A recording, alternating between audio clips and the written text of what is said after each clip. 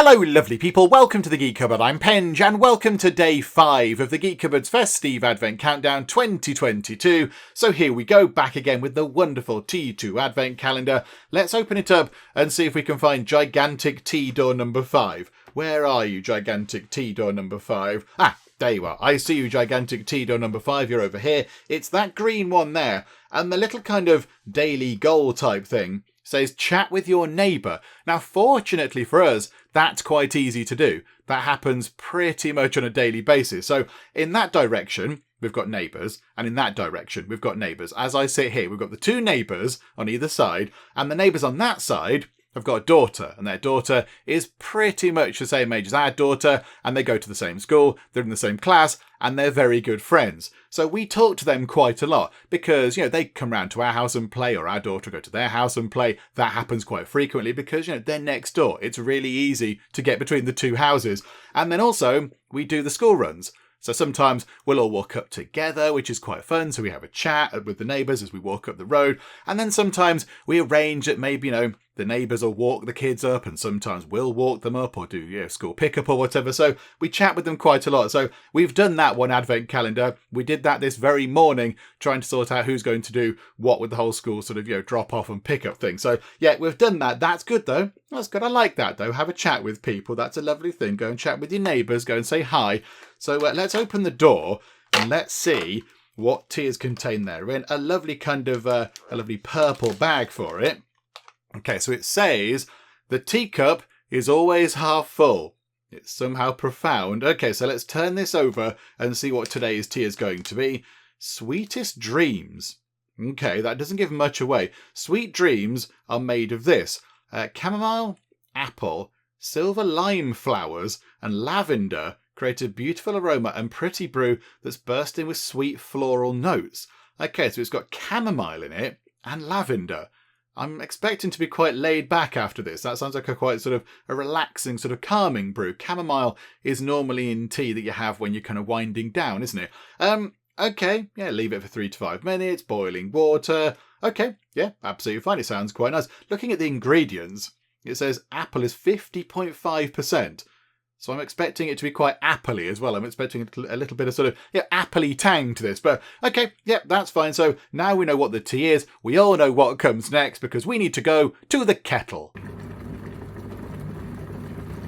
And here we are with our lovely freshly brewed cup of Sweetest Dreams tea. And to look at it, you might think it was a green tea because it does look a little bit green tea-ish, doesn't it? But no, it's one of the herbal tea to sand things. And then to smell the tea, it unsurprisingly smells of apples, which is what you would expect because we looked at the ingredients, of course, and most of it is apple. So it does smell very apple-y. When I took out the tea bag and put it in the mug before putting the water in, you could see in the tea bag, as well as all the other leaves and stuff, you could see huge big chunks of apple in there. So yes, it's no great surprise that it does smell quite apple-y. It's not that strong smelling of apple. Like the peach one we had on day 1, I could put the mug right where it is now, and I could smell the peach smells from, sitting back and just, being a distance away from the mug. Whereas this I can't smell. I have to kind of proper put my nose to it and sniff to actually smell the apple, which, that's okay. It's just not strong smelling. So it's very apple-y in terms of how it smells when you actually get close up to it. Is it as apple-y when we taste it? Let's have a little go, shall we? So let's have a taste.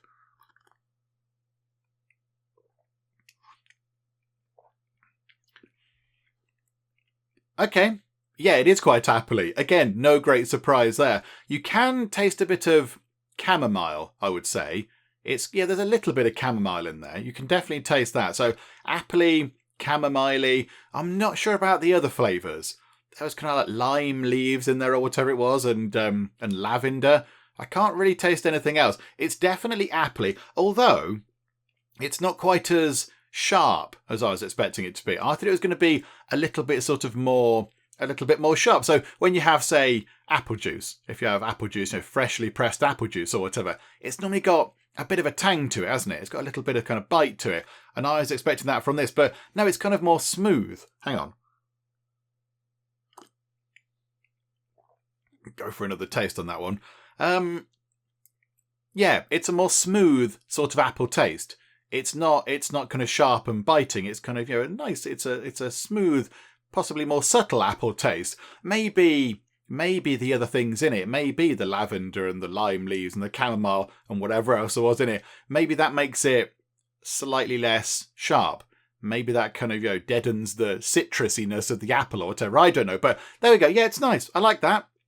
It's a nice cup of tea. It's a nice appley cup of tea. It's very, very lovely indeed. It's very welcome. So let's go over to today's question, shall we? Which comes from Isabella V. And Isabella V says, what was your favourite moment in the Geek Cupboard? Hitting 40k subs will probably be a big one. It will be. We're not quite there yet. We're getting there. But so far, has there been an especially memorable moment? And I would say there's probably two, if I'm allowed to pick two. I know the question does say, what's your favourite moment? But I'm going to pick moments. I'm going to slightly change it a bit. So we're going to pick two. So, number one, I think is probably a very common thing for most people that do YouTube-y stuff. And it was getting to 1,000 subscribers. Getting into the 4 digits of subscribers was quite a big thing. I don't know what the rules are now, actually, for YouTube.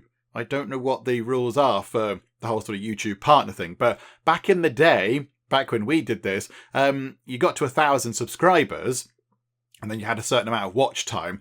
And that was how you became a YouTube partner. And then you could put adverts on your videos. You get a little bit of money, a little bit of income, which is no bad thing because, that's okay. You put some time and effort in. It does help a little bit. So that was kind of a big thing. So we started on the Geek Cupboard. The first video went up on the 26th of August 2016 and we got to 1,000 subscribers on the 19th of February 2018. So it took about a year and a half to get to 1,000 subscribers and it was a little bit frustrating. So just as we were coming up to 1,000, it slowly it was ticking up, maybe one person per day, then a couple of people. Some days maybe you got 3 subscribers and it was, oh, great, 3 subscribers. It was like, it was brilliant. It was very exciting. And then the YouTube said, oh, we're going to change the rules. We're going to change it. So I think then you just had to get to 1,000 and that was kind of it. No, it might have been even less. I can't remember now, but they did something to change it. And I thought, oh no, I need to get in there. I need to get in and get there before they change these rules around a bit. It might have been the watch time, actually. It might have been the watch time, thinking about it. So they were going to change the rules a bit. And I thought, oh no, I'm going to miss out. I'm going to have to abide by the new rules. So I kind of had a bit of a push to try and get to 1,000 subscribers. And we did get there. I think just before the rules changed about how you kind of became a YouTube partner and all that kind of stuff. So we got in there just before then. But it's a big thing. I think for most YouTubey people to get to 1,000 subscribers is you could sort of break it down. You could say, okay, getting to 10 subscribers is a big milestone, then 100, then 500. But 1,000, I would say, is the first big milestone because you do get some money for stuff. And then also you do get more attention from YouTube. Because I think YouTube is aware that all of a sudden this channel that didn't exist however long ago, all of a sudden 1,000 people are subscribed to this, and 1,000 people is not a small amount of people. Like if you could stand 1,000 people in a room, that's quite a lot of people. That's many people. So I think YouTube does give the channels a bit more attention if they get to 1,000 subscribers. That might not be the case entirely, but it did feel like that. It felt like after that point, then things started, increasing in sort of views and all that kind of stuff. It felt like the channel was being more sort of pushed out there. A little bit more attention was being given by YouTube. So that was a big thing. It was a big thing. I remember it happened when we were away. We were on holiday. So with the family, we were with Mrs. Penge's parents. Yes, we were. We were on the south coast, I think it was, with Mrs. Penge's parents. I remember checking my phone frequently. I was like, come on, are we 1,000? Are we 1,000? Are we 1,000? Kept checking with the sort of mobile app thing. And eventually it got to 1,000. We got to 1,000. And then kind of everyone just went, all right. Never mind.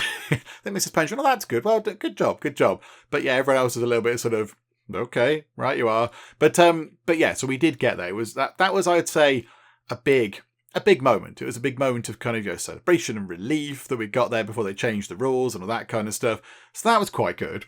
That was a favourite moment. I remember looking at that very fondly and feeling quite proud that, this silly thing that had started just me bumbling around in my tiny room had managed to get to that point. That was, I was quite proud of that. And then the other moment, hang on. So the other moment was seeing the Guild 3 first video we did of it, so the London run with Big Bernard, suddenly getting massive attention. So we published that in the summer of 2019. It was 2019 we published the first Guild video. I think it was August time. And it was okay. It went quite well. It was certainly one of the most popular videos that we'd done. And it was gathering quite a few views. And it was, that's going well. That's good. And then right at the start of 2020, so 4 months after it had gone live, and it'd been out there for a while, all of a sudden, the views on that exploded. So rather than getting, 200 views a day, 250 views a day, which back then for the channel was great. I was like, wow, this is amazing. It was suddenly getting 1,000 views a day, then 3,000, then 4,000. Obviously, YouTube had done its thing, gone, okay, here's the thing I'm interested in. I'm the YouTube algorithm, and I'm going to push this out to everybody. And then, it just rocketed up. And you can see on the sort of the analytics, like the stats page for that video, there's a line that I'm trying to do it. Hang on, where's the camera? There. So the line kind of goes like this. It goes, it's going all right. It's going all right. It's ticking up quite nicely. And all of a sudden it gets to the start of 2020. It goes, there we go. There we go. And then it stabilizes out, I don't know, maybe 2-3 weeks later. But there's that initial kind of massive push.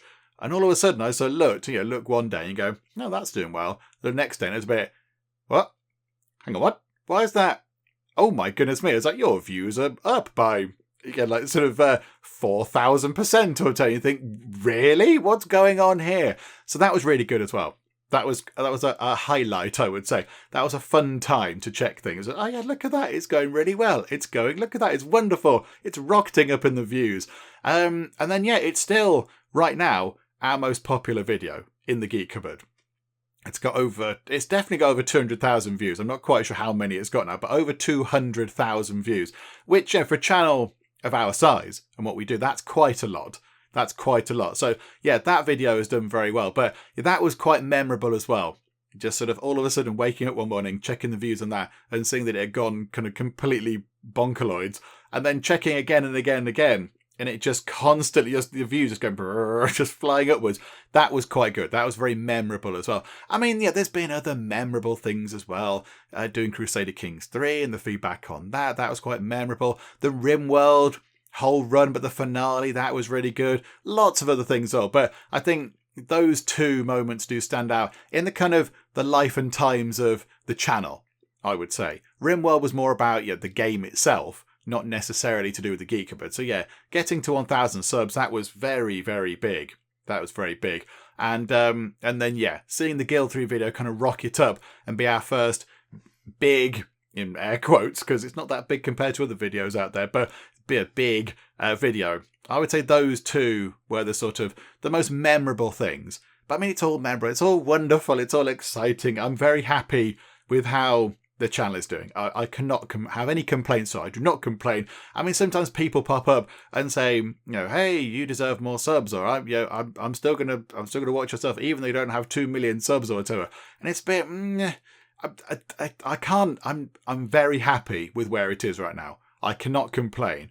There are people out there that probably have way better channels, way more interesting stuff. They work a lot harder than I do or whatever, and they might not have what we've got now. So I don't take it for granted. I appreciate that, it's going well and it's going wonderfully. And I'm not complaining or anything. I'm very happy with how things are going. It is all rather splendid. So but we are quite close to 40k. That's going to be exciting. That's going to be very exciting. So that'll be a fun thing as well. That's another, when you get to the 10k milestones, that's quite exciting. And I think I said this on some of the Inside the Geek Cupboard videos, which are sort of the exciting exclusive things that you get if you're a patron or a YouTube member or whatever. With those, in one of those, I did say that when you get past a certain number of subscribers, it does become a little bit weird. The numbers become a bit meaningless. Like 1,000 people, I can imagine 1,000 people. And then you get to 5,000, you think, okay, that's a lot of people. And then you get to 10,000, you think, okay, that's That's an even greater amount of people. And then 40,000, it's a bit... Well, now I can't... Like, would I ever stand in front of a room of 40,000 people and talk to them? Probably not. But here I am sort of doing that via YouTube. So it's a bit odd. It's a bit of an odd... The numbers have kind of lost their meaning now. They've gone so big, it doesn't really matter anymore. But yeah, that's going to be exciting as well. But yes, until that happens, I would say getting to 1,000 subscribers, sorry. And then, yeah, getting the Guild 3 video suddenly sort of seeing that rocket up in the views and such. I would say they are the most memorable moments of the life and times of the Geek Cupboard in general so far, not sort of counting specific moments in certain games. I would go for those two. So hopefully that answered the question in a sort of, you know, a rambly, roundabout way. But that's what we kind of expect with these kind of things. Rambly, roundabout answers and nonsense and waffling. That's what we come to expect with this. So, so there we go. Hopefully that was okay. And I think with that done, we can wrap things up for now. We've made the tea, we've answered the question, all is good. So for now, thank you very much for joining me on day 5 of the Fes-tea-ve Advent Countdown 2022, and I will see you next time. These people are eating the tables. They're just devouring the tables. They're so hungry. There's no atmosphere at all. Were you sat in the car park? Are you sure you came to the right place? Mein Knien staan in brand. If you want to order meatballs made of snails, you need to be really certain about this.